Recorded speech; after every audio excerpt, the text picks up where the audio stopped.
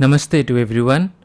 I already talked about yesterday that what is happening in Jammu and why intensity of terrorist attack has increased in Jammu region, not in the Kashmir region. What Pakistan is planning, what is the reason behind of Pakistani terrorists attacking Jammu region. All those aspects has been discussed by me, and you can go to that video, and I will going to link that video after the end of my discussion. But today in this topic I will going to talk about that what are the solutions that the government of India needs to take to eliminate the root of the terrorism or to reduce the number of terrorist attack in India, because India has been facing this relentless attack since 2021. After the COVID-19 it has increased in Jammu, and India is actually facing these kinds of problem since 1947, and its intensity has increased in 1991 or 1989. So what is the reason behind this attack or the intensity of the attack? Why Pakistan has been using the proxy war against India? Why they are not coming for the direct war against India? What are the reason behind it? Who is responsible for the division of Jammu and Kashmir? We always blame Pakistan for the division of Jammu and Kashmir, but we always forgot that actually the Britain was the main perpetrator behind the division of Jammu and Kashmir. When you get into the history, you will come to know that after the end of the Second World War, the world immediately get into the Cold War. On the Cold War, the United States, United Kingdom, France, West Germany, these are the countries were making a bloc against the bloc which was led by the USSR or Soviet Union. So these are the countries after the Second World War were trying to acquire the nuclear bomb. The United States already had the nuclear bomb, and they have displayed their power in Hiroshima and Nagasaki. So to get the nuclear bomb, these powers were looking for the uranium mining. So where the uranium mines were there? The uranium mines were there in the Central Asia and in the Xinjiang region. So for the United Kingdom, they needed the uranium, and they also needed the technology, and they also needed that what USS are doing. So these are the things actually led to the division of Jammu and Kashmir, and these are the things influence United Kingdom to keep Gilgit-Baltistan region, particularly the Gilgit-Baltistan region, apart from India. There was a plan, and that plan was orchestrated by the leaders of the United Kingdom, led by the MI6 agent, and who was the leader of the MI6 at that time, the commander Eric Wells. So Eric Wells were preparing to gather the data that United or USSR were trying to do in semi-Platonics. What is semi-Platonics? Semi-Platonics is a region in Soviet Kazakhstan. At that time, the Kazakhstan was part of Soviet Union, so that used to call the Soviet Kazakhstan. And semi-Platonics was the regions where the Soviet Union were planning to test their bombs. So these, and you can saw in the picture that there is a pond. This is actually the place where the Soviet Union tested their nuclear bomb. So to collect the data from semi-Platonics, what United Kingdom did, they placed different kinds of listening stations, different kinds of data collection stations in Gilgit-Baltistan, and there were 3 data collecting stations, and the acoustic stations, and as well as the stations for the spy or espionage.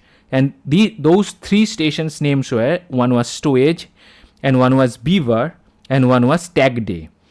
And to collect the data from semi-Platonics regions, what the United Kingdom did, United Kingdom used the Pakistani air base in Khyber Pakhtunkhwa. The name of the base was Chakala Air Base, and that Chakala Air Base was used by the United Kingdom Halifax bomber that was used by that was actually operated by the UK pilots, and they used to fly their planes from there to the semi-Platonics region to collect the dust that were generated because of the nuclear blast.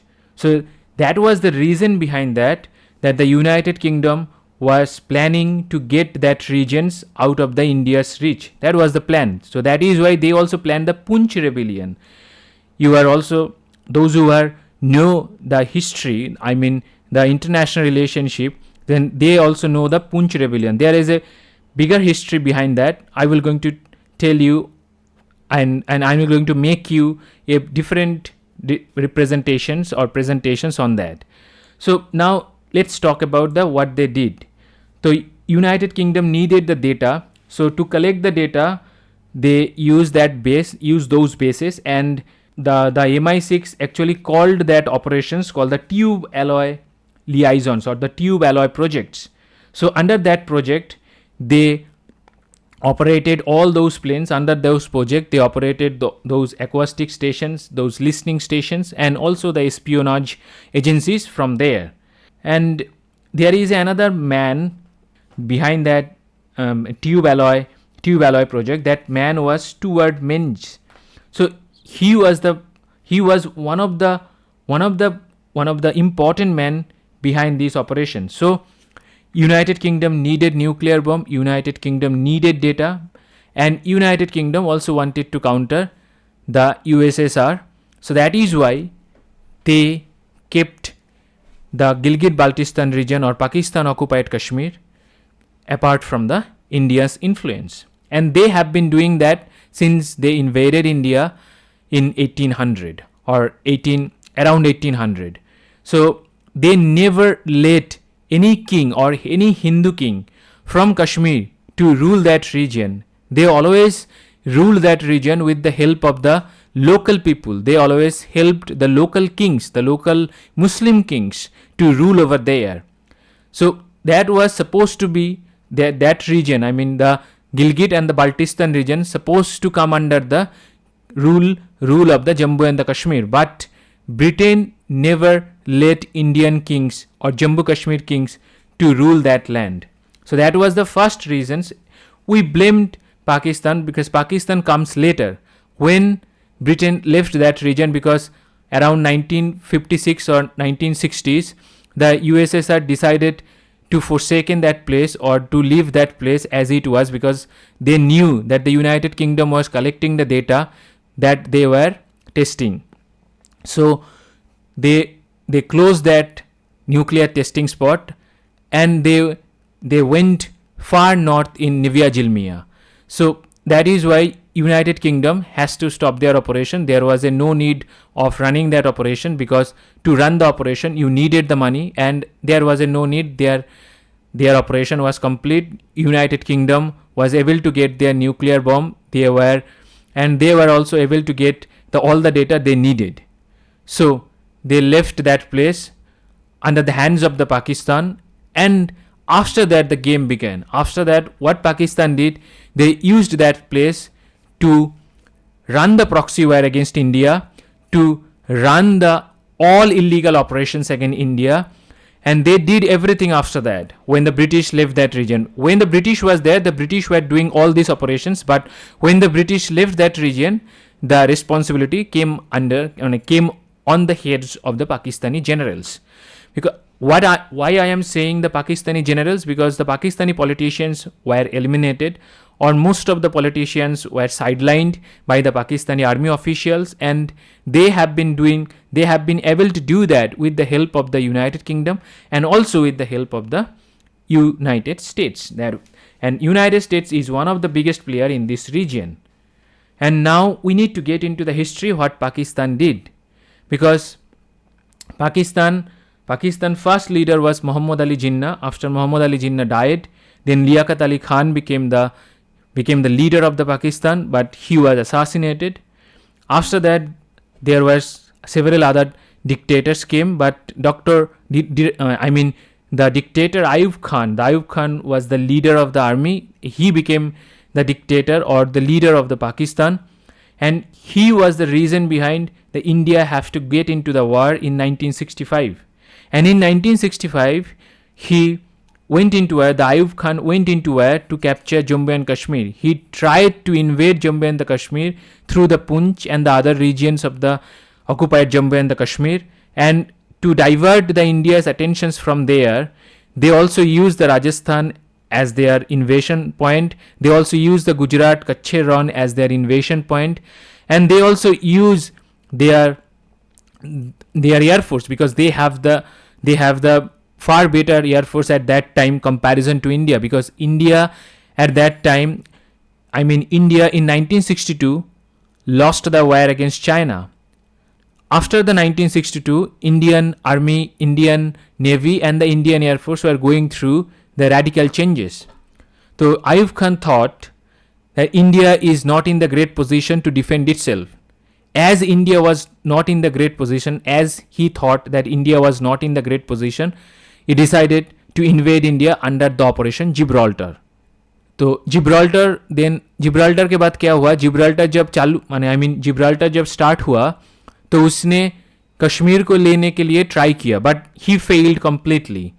And the Pakistan has greater force. They have the Patton tank because and they have the Sabre aircraft, because in 1965 or 1960s the United States used to give them or provided them $700 million of worth the military output or military aid. So as a result of that, they used to have better aircraft, better tanks and the better artilleries, but they lost the war, and United Kingdom, United States and Soviet Union settled the war in the Tashkent Treaty.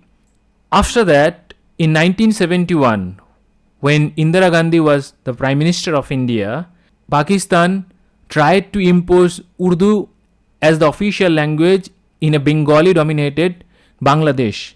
At that time, it was Eastern Pakistan. So, and the leader of the Pakistan was Yahya Khan. So what they did, they tried to impose that language, but the riot broke out. Everything went haywire. As a result of that, Indian government has to intervene, because several peoples from the Bangladesh were coming into the West Bengal, because West Bengal was the border state of India.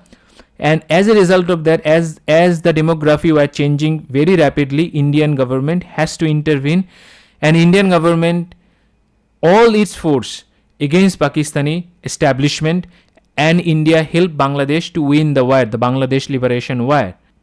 After that, the Yahya Khan was removed from his post, and the Zulfikar Ali Bhutto became the leader of Pakistan. And Zulfikar Ali Bhutto at that time told his leaders and told everyone that we have to bleed India by 1,000 cuts, because they understood that they cannot fight the conventional war against India. If they go for the conventional war, they will going to lose the war. So the concept of the proxy war came from the Zulfikar Ali Bhutto. Zulfikar Ali Bhutto was planning to get the nuclear weapons for the Pakistan, and for that the Zulfikar Ali Bhutto formed a groups of leaders and formed the groups of scientists and put the responsibility on those leaders to get Pakistan's nuclear weapons.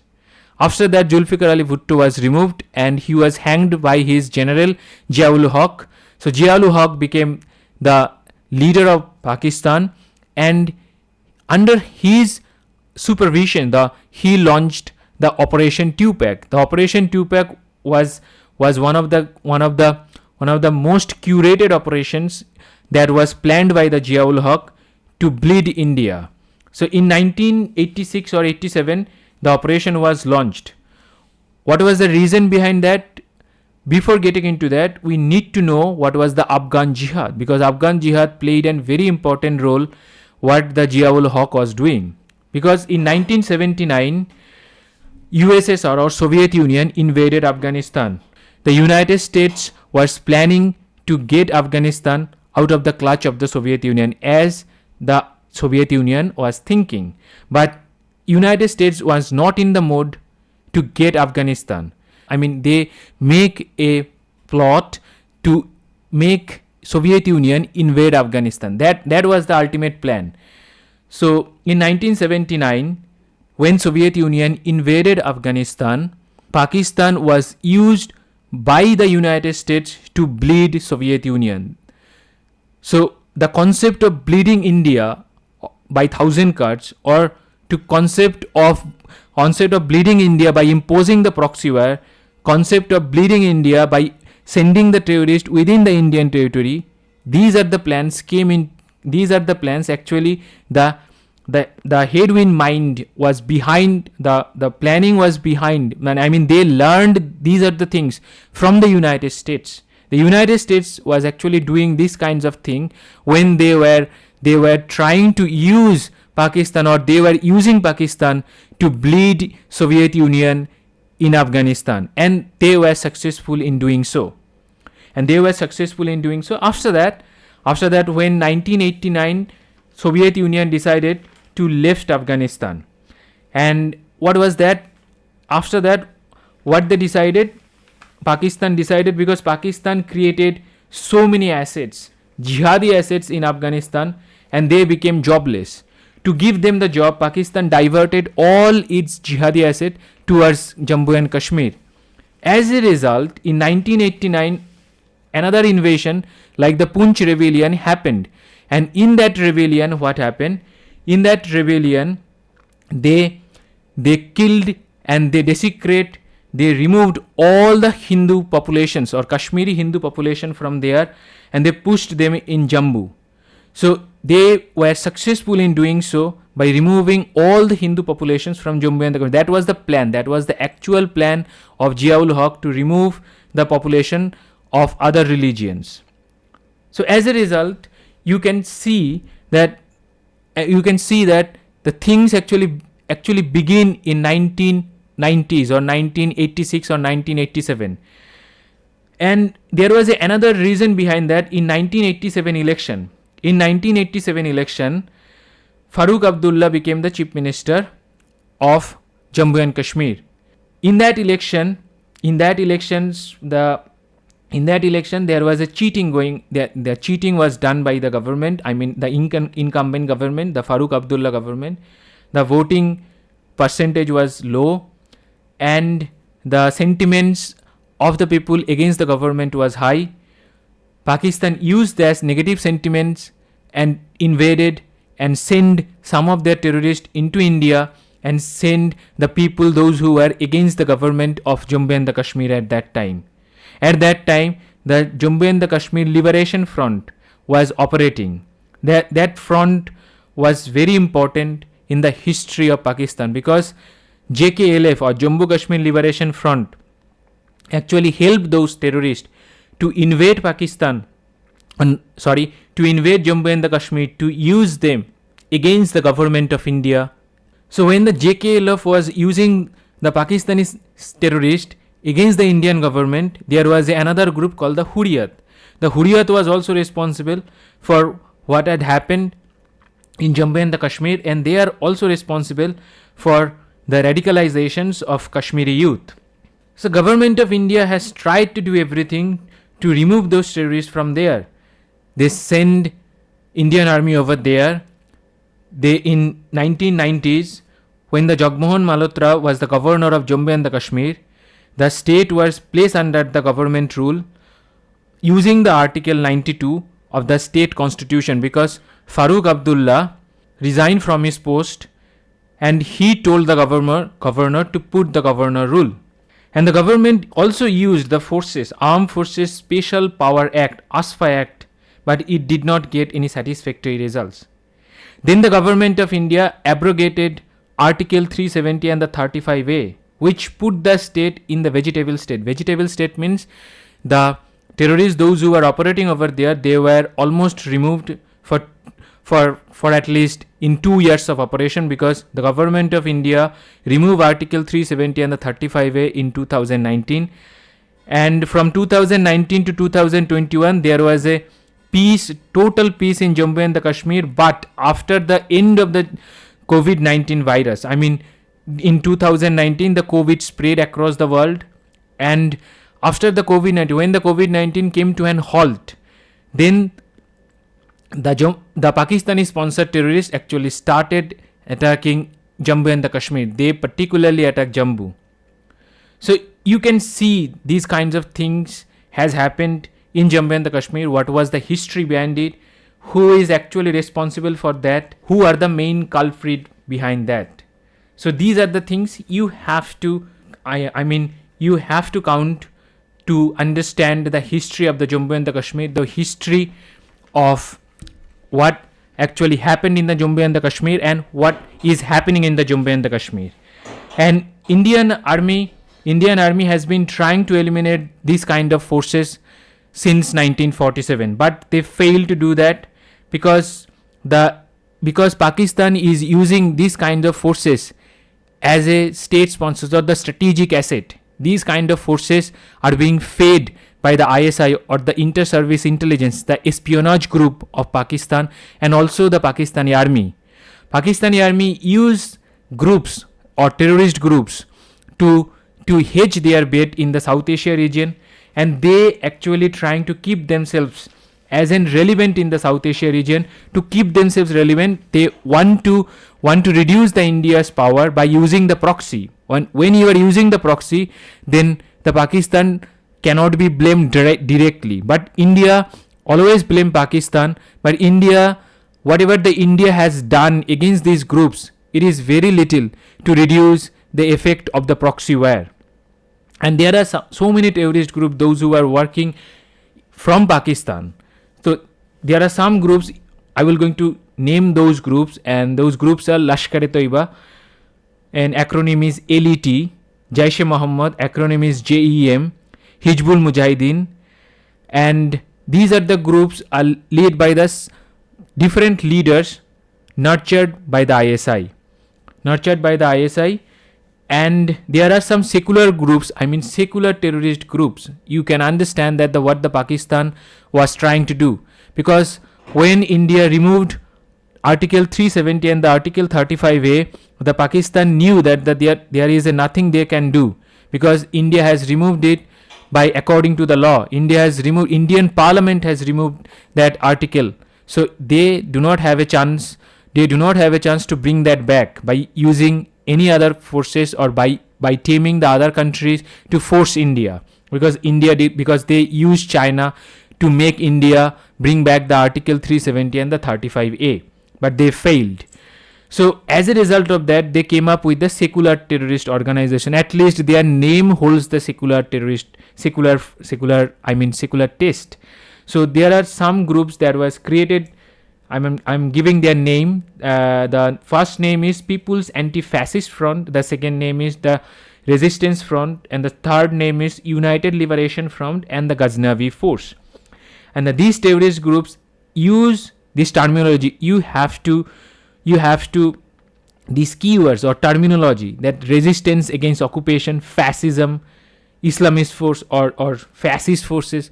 You know that these are the catchy word when you will going to use these kinds of words, because fascism is being picked up by the Western journalists or the Western media houses in a very, very prompt way. That is why they use these names. They never wanted to use or never wanted to use the jihad or name as a jihad in these groups. So you can understand what was they are trying, because these are the groups are the Deobandi jihadism. They are spreading the three kind of ideology: Ahle Hadith, Wahabism, or Deobandi idealism. These terrorist groups are not secular. They are the part either of the Jaish-e-Mohammed or part of the Lashkar-e-Toiba. You have to understand that what are the things these terrorist group have done. Let me tell you what is Jaish-e-Mohammed and who is its leader, and what are the terrorist attacks they have done in India. Because this is the group led by one of the vicious man on earth, and vicious terrorist on earth, and whose name is Masood Azhar. The Masood Azhar also have a relationship with Taliban and the Al-Qaeda. Masood Azhar was nurtured by the ISI, and he was sent in the different countries like Namibia, Kenya, United Kingdom, United States, to collect the funds in the name of Islamic Jihad.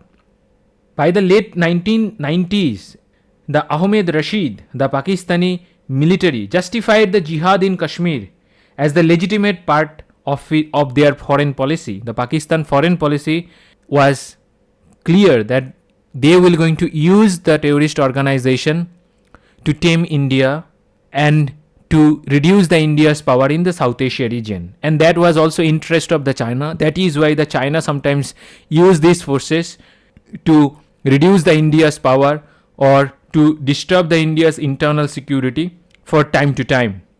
And what are the attacks they have done? They are one of the first attack was Jaish-e-Mohammed. One of the first attack was 2001, the attack on the Legislative Assembly of the Jammu and the Kashmir.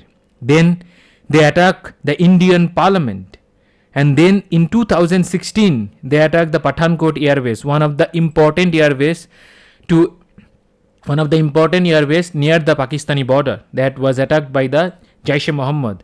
And also in the 2016 they attacked the Indian mission in Mazar-e-Sharif in Afghanistan, the northern city, one of the most strategically important city because it links Afghanistan from Central Asia.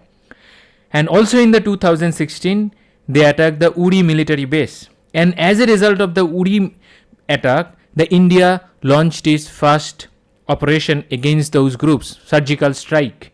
And Indian army almost killed. How many terrorists it was killed? It was not revealed. It was never revealed by the Indian army. But there was a count that the one of the bases was eliminated by the Indian army. And in 2019 they did the Pulwama attack. In the Pulwama attack they used a Kashmiri youth, they brainwashed him, and they used him as a bomber, as a suicide bomber.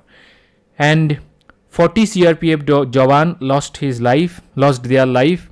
As a result of that, Indian army launched airstrike, and in that airstrike India used all of its asset, means Jaguar 2000 was used, Sukhoi 30 MKI was used, IL-78 was used, and drones, the Heron drone was used. And India attacked Balakot. Balakot is deep into the Jammu and the Kashmir, occupied Jammu and the Kashmir of Pakistan.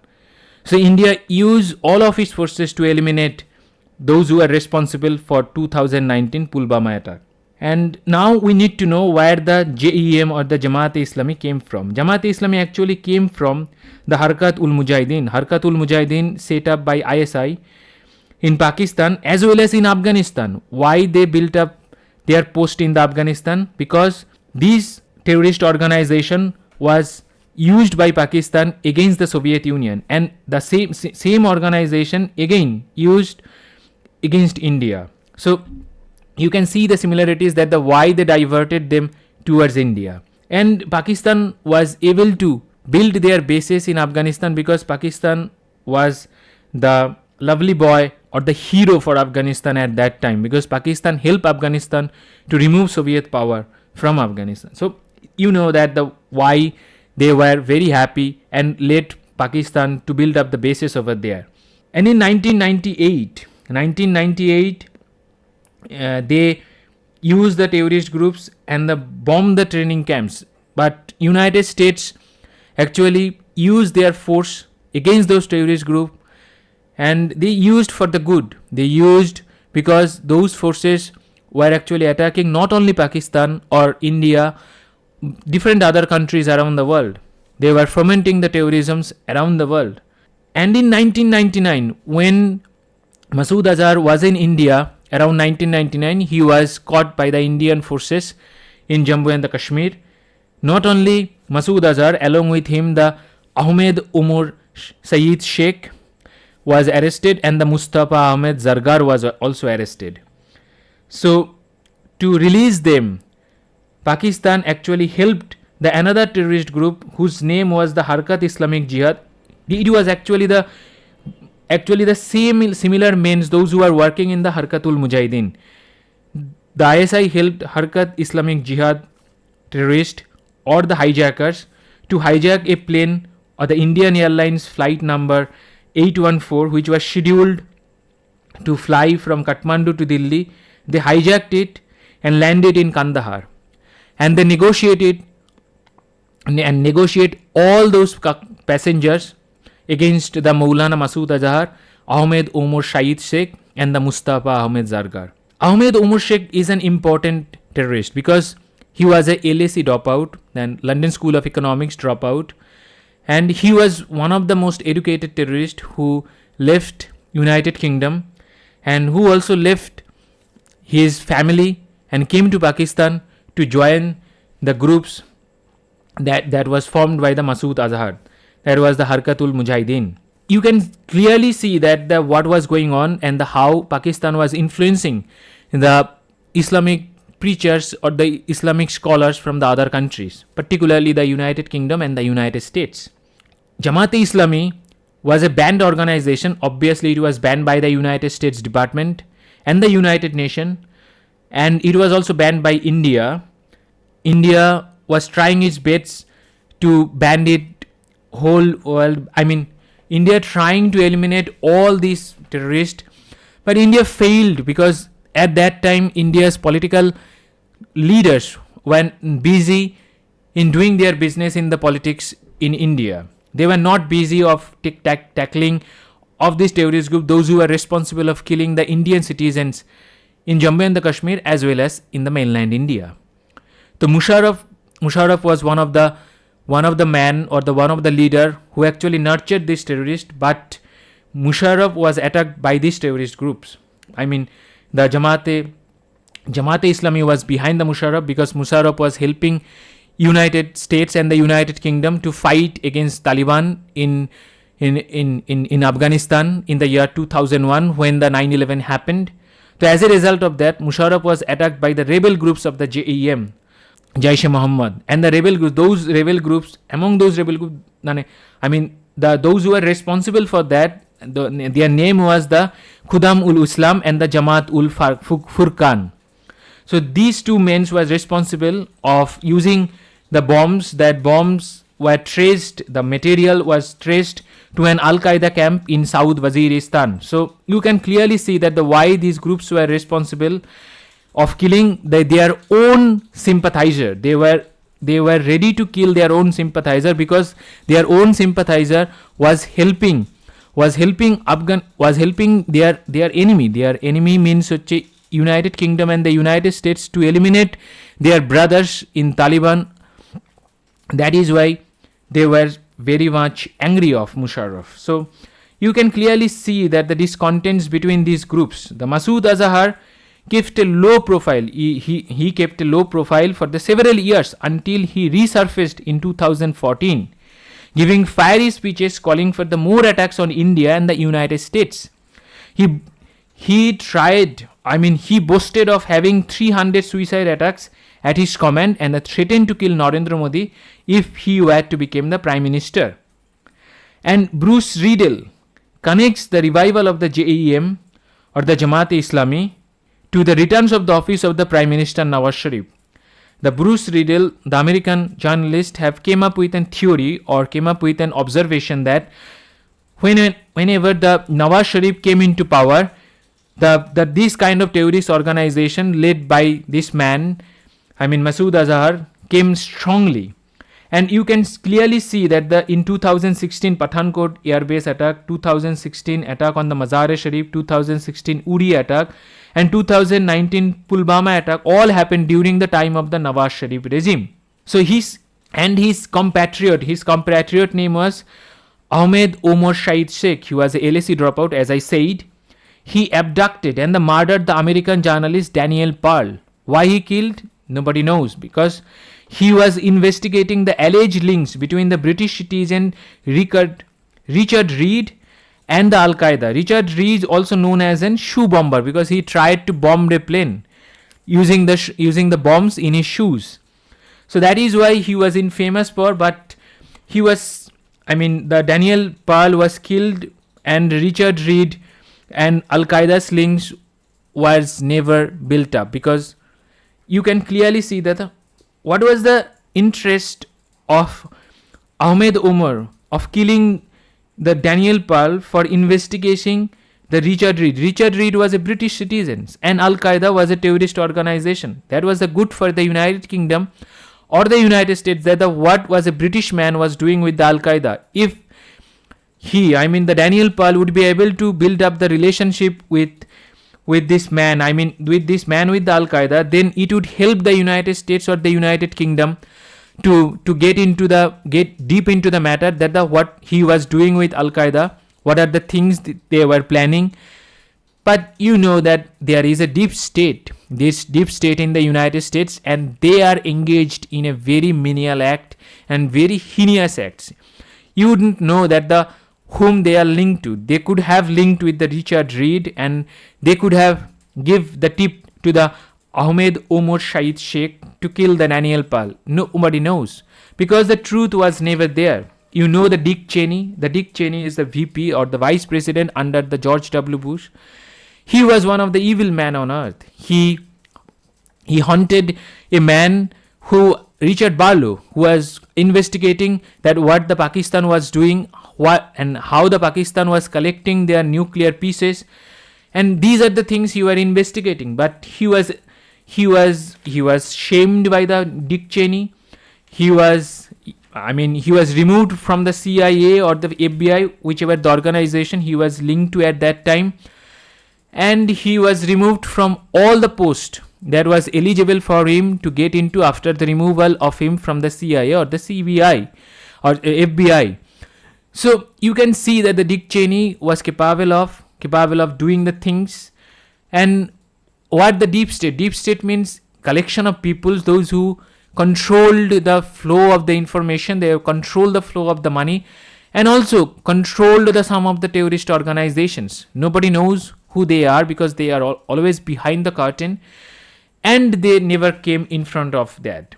And there are some theories that they are Illuminati. Nobody knows that who they are. Somebody says they are linked to the Freemasons as well as the Illuminati, and some says that they were the deep states, those who are connected to the other organization. They are the offshoots of the Illuminati.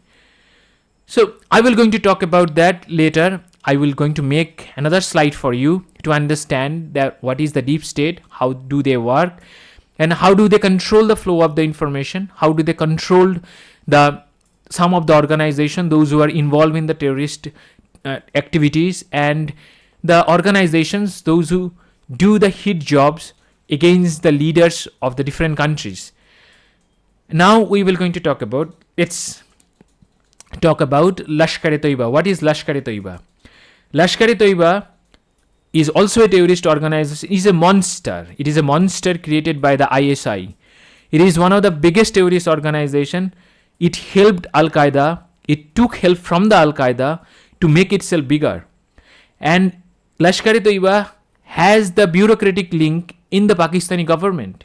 It is one of the biggest terrorist organization in the world. Maybe not the biggest, but it is one of the biggest. It was formed by three men. One is Hafiz Muhammad Saeed, Zafar Iqbal Shahjad, and Abdul Yusuf Azam. This Abdul Yusuf Azam is also linked to the formations of the Jaish-e-Mohammed. Who is Abdul Yusuf Azam? Abdul Yusuf Azam is a Palestinian man. The Palestinian man, he was hired by the Pakistan to do the Afghan jihad against the Soviet Union in Afghanistan. So he was a Pakistani man. He was hired by Pakistan using the money of the United States and the United Kingdom, and also using the money of the China, because China was against Soviet Union at that time, and hired him to form such kind of terrorist organization, because Palestinian terrorists were expert in making the terrorist organization out of scratches, because they were fighting the war against the Israel. That is why they were expert, and they were hired with the help of Saudi money, US money, UK money, China money. And Lashkar-e-Toiba has different kinds of charity organization. What is the need of the charity organization? The organization which is running the terrorist. What is the need of that? The need of those organizations where they were collecting the money using some kind of shield. They were shielding that they have, the Pakistan have the malnourished children or the malnourished women, and the other kinds of problems they have in the society. They wanted to improve those problems.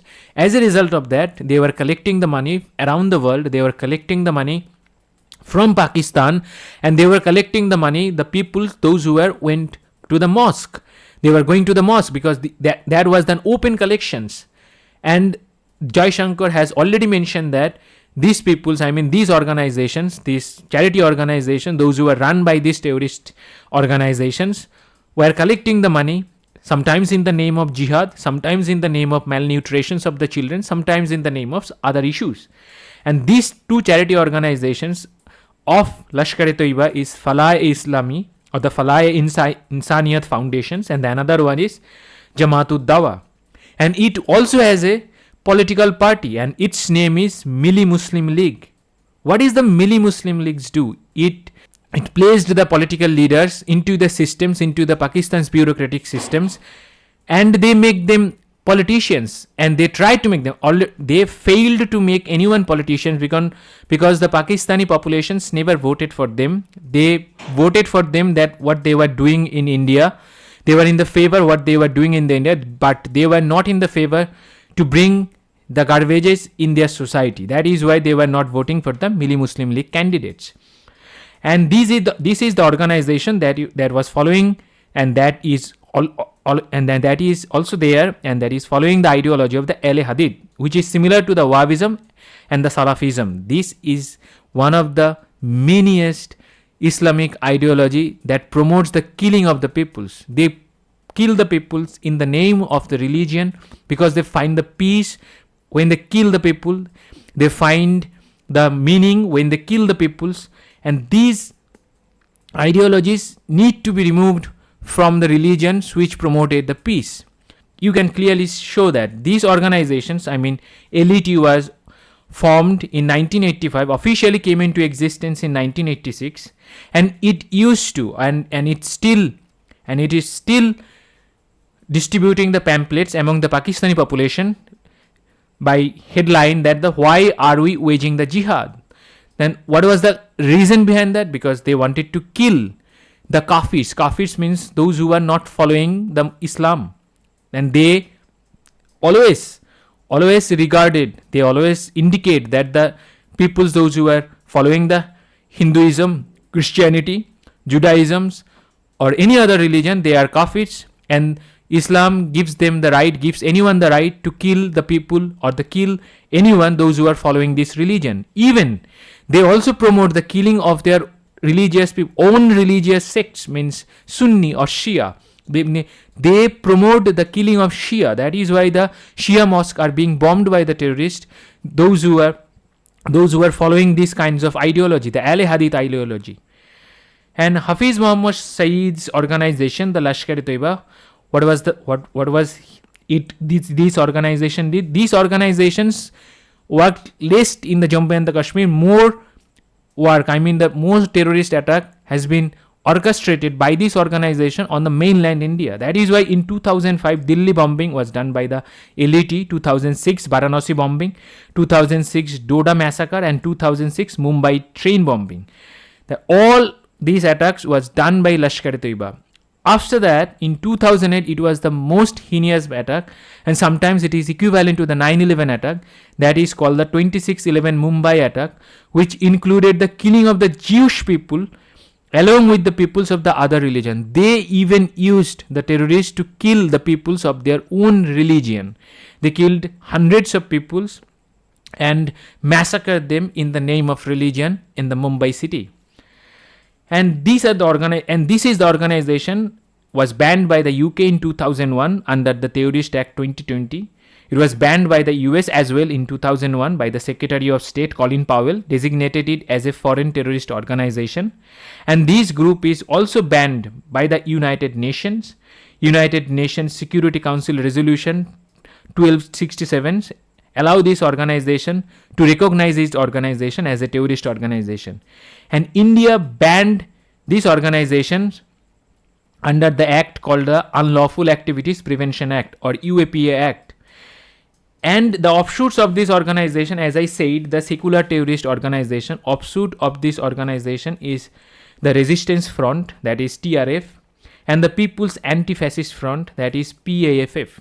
And both of these organizations was formed by the LET in 2019 when Indian government abrogate Article 370 and Article 35A.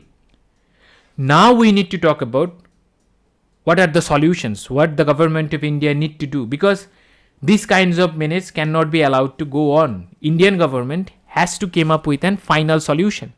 Final solution does not mean that the bombing the Pakistan, bombing the innocent population of Pakistan, but the final solution means the Indian government has to come up with an act that will going to create the fear into the hearts of the terrorists and into the heart of the people. I mean, the people, those who are supporting this terrorist organization, those who are promoting this terrorist organization, those who are providing this terrorist organization. The Indian government need to create the fear into the hearts of all these peoples. That is why the assassination of the terrorist group leader is required, as well as the people, those who are funding these groups and those are providing the training, especially the individuals. Individuals means the Pakistani officers, those who are involved in providing the training of this organization, and the people, those who are linked to the ISI. All of those men needs to be eliminated, and the government of India has to eliminate the top, the middle and the bottom. The middle is very important. Why the middle is very important? Because those who are in the middle, they are linking the top and the bottom. If the government of India will be able to eliminate the middle portions, the people, those who are in the middle, then it will eliminate the link between the top and the bottom. If the top is cut, I mean, first Indian government has to cut the middle portions, has to eliminate the people, those who are in the middle level, then they have to go for the top level, because the top level is important, because they will going to create the another layer of the middle level. They will going to again create the people, those who are on the bottom. That is what is happening this time, because in previous days discussions we have already discussed that how the terrorist organization are being orchestrated since 2021, and in 2000 and in today's time, in recently on July 15th or 16th, 5 Indian soldiers were killed in Doda. So these kinds of terrorism menace needs to an end. It comes to an end. That is a very much required task for the Indian government and the forces, those who are involved in eliminating these kinds of bad peoples from the face of the earth. And Indian government need to take care of this organization overtly, because when the government of India or any other government will going to work overtly, that will going to make them understand that the Indian government is very much serious eliminating those organizations. Because when the terrorist attacks happens, it affects the people's heart and the people's mind, and it creates the negative sentiments among the peoples that the government of India is not doing, and it actually creates the fear among the peoples of the country, of any country, in this case India, that the government of India is so lame. Why the government of India is not doing anything? When something happened on June 9, when the Prime Minister Narendra Modi was sworn in for the third time as the Prime Minister of India, they killed the 9 Hindu pilgrimage. So at that time something happened. So Indian peoples came up outrageous and told the government to do something overtly. So that is why overt operation is very important. So government have to consider the surgical strike, have to. Again, the 2016, what the government of India did, India need to do right now. And now this time they do not have to consider the one surgical strike. They have to go for the multiple front. Suppose Indian government need to do the surgical strike more from the Kargil side, or more from the Doda side, more from the Poonch side, or if required, government of India has to convince Afghanistan to conduct the surgical strike covertly in the terrorist groups, those who are running the terrorist group deep inside the Gilgit-Baltistan region, because Pakistan government is helping this terrorist group to indoctrinate the peoples around the Pakistan and amass them in a place which is long away from Indian border, near the Afghanistan border. So Indian government has to take some permission from Afghanistan to eliminate those groups or the terrorist camp, those who are along the border of Afghanistan. That is very much required.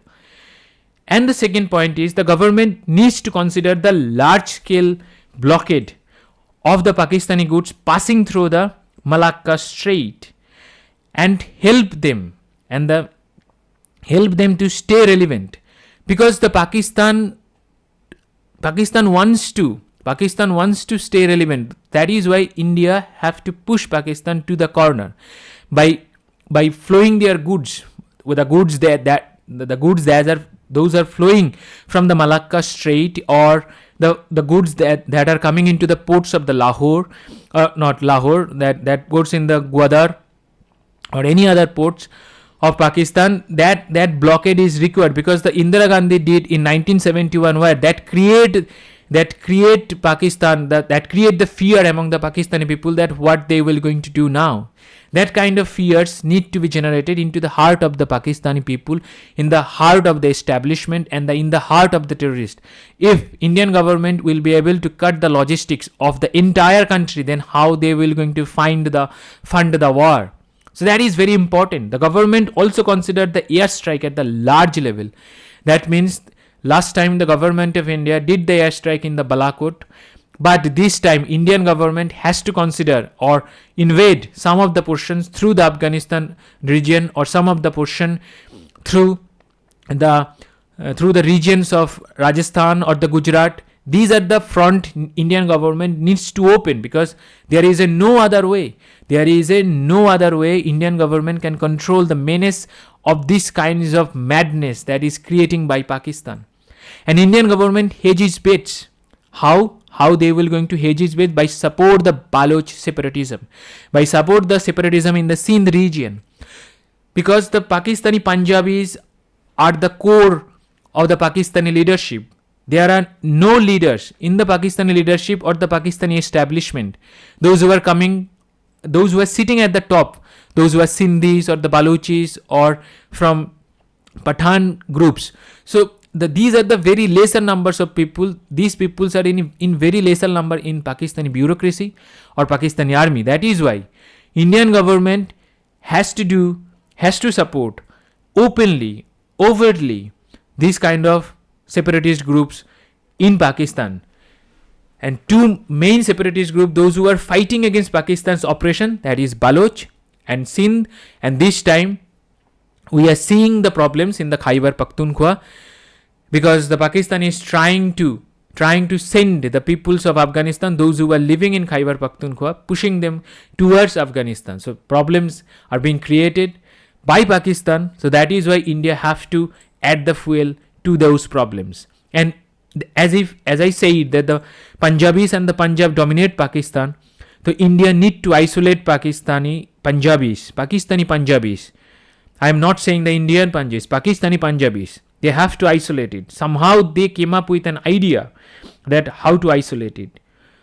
The isolations need to be done by fomenting the problems in those regions, because Pakistani Punjab does not share border, does not have the border with the Arabian Sea. So it is a landlocked region, and it needs to be blocked. It is very important for the government of India to do something to end these kinds of menace, and other things Indian government has to, the other warfare techniques Indian government has to adopt. And among those warfare techniques is the information warfare, cyber warfare, social media warfare, and the psychops. So what Indian government has to do, that with the help of the cyber warfare or the social media warfare, expose the Pakistani leaders, those who have billions dollars of wealth in other countries like the United Kingdom, United States, and Australia. You know that the General Kayani, I think I am pronouncing the wrong, but I think it is General Kayani, who is responsible to help United States to catch Osama bin Laden, those who were in the, and the man was, the Osama bin Laden was in Pakistan. The Kayani helped United States to catch him or to eliminate him. So that man is living in Australia right now. As far as I may be wrong, but he is not in the Pakistan. He is living somewhere else. According to my information, he is in Australia. And there was other leaders, those who are living, some of them are living in United Kingdom. Most of them are living in United Kingdom. Some in the United States, because there is a general, I am forgetting the name of that general. That general is very much famous by the name of the Pizza General, because he have the pizza outlets in the United States. So his name is the Pizza General. and the army chief, those who were before this army chief, the General Bajwa, is not in the Pakistan. He is moving away from the Pakistan. Sometimes he lives in the United States, sometimes he lives in the United Kingdom, sometimes in France, and sometimes in Dubai, the United Arab Emirates. So you can clearly see that these kinds of leaders need to be exposed, and Indian government has to shame them. Character shaming is very important for the government to do the information warfare. And the social media, as there is a social media, we have all social media channels are over here. So that is why Indian government or the Indian agencies has to use this social media to assassinate their characters of their leaders, not only the political leaders as well as the military leader. So this is the end of the topic. I hope you understand. I hope the government of India will going to listen these kinds of solution. It's maybe not very deep, but I think this will going to help the government of India to come up with solutions, to come up with an idea that these kind of things can be done, because India have so many fronts, because India is friends with the every countries, those who are bordering Pakistan except China. India's relationship with China is very tremendously bad at this time, because the Chinese government has influencing the India's internal politics and the India's internal peace by using the different groups, those who are working in India under the garb of the Chinese money, and they are being used against the government of India to foment the tension, to foment different kinds of protest in India. And the Manipur is absolutely the creation of China. Some people says that it is the creations of the Western countries, particularly the United States. It could be there because I have already mentioned that there is a deep state and nobody knows who they are and what they do, how many countries, leaders are there. So there is a possibility that the problems, because Indian government, the BJP had the 303 seats, they were in the majority. They wanted to reduce the number of BJP at this time, and they have been successful in doing so. So BJP reduced to 242 from 303. So that was the plan. That was the very thought out plan by China, using the forces in Myanmar to do foment the tension in Manipur. Recently, we are seeing that the problems in Bangladesh, those who are doing so, they do not even know what they are doing, because Bangladesh government had decided to reserve the quota for the 1971 were heroes. So what is wrong with that? But the people, those who are doing these things, they are being funded directly or indirectly, funded by China, and definitely there is a hand of the United States. I'm saying that I do not have a proof, but I have a big hunch on that. The reason behind that, because United States are interfering or commenting on the issues of Bangladesh, and they are not very happy of Sheikh Hasina. They are far more comfortable with the Khaleda Zia. Khaleda Zia is a radicalized leader. He promote the radicalism in Bangladesh, and under his government, the Bangladesh went into the doldrum. Their economy was almost in shambles. But the leaders of these kinds of the radicalized leaders of this nature is being preferred by the deep state. And this is the end of the topic. So thank you very much. Thank you for your support. If you have any questions, please do ask me in the comment sections. So thank you very much. Thank you for your support.